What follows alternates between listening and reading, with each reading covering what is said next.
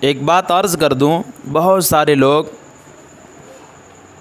اس سال حج کی تیاری میں تھے اور حالات کے مد نظر نہ جا سکے، تو اس پر ہمیں بہت زیادہ افسوس کرنے کی ضرورت نہیں ہے۔ ہمیں ضرور یہ سوچنا چاہیے کہ حالات سازگار ہو جائیں، اللہ تعالیٰ حالات کو سازگار کر دیں اور جلد سے جلد وہ جگہ ہم کو دکھا دیں جہاں ہماری اور آپ کی آرزو رہا کرتی ہے۔ لیکن اس سے پہلے میں آپ کو عرض کر دوں کہ اگر اس سال حج پر نہ جا سکے تو ہمیں کم سے کم ان کاموں کا اہتمام تو کر لینا چاہیے۔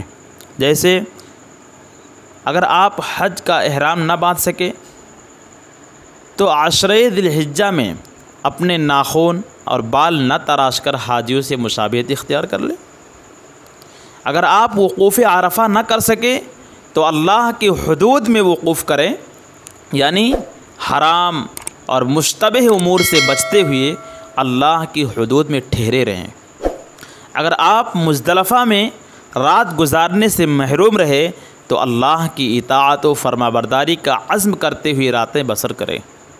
اگر آپ جمرات یعنی شیطان کو کنکریاں نہ مار سکے تو اپنے دل میں موجود تکبر، تعصب، حب جاہ اور انا کے بتوں پر سنگباری کریں۔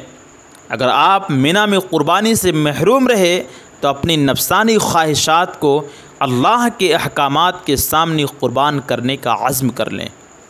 اگر آپ مالی تنگی کی وجہ سے کعبۃ اللہ تک نہ پہنچ سکے تو رب کعبہ کو مقصود بنائیں تو وہ شہ رگ سے بھی زیادہ قریب ہے۔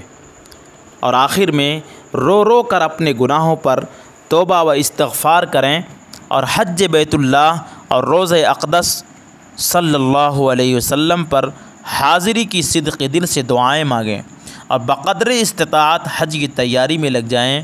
یہ ہمارا اور آپ کا شیوا ہونا چاہیے۔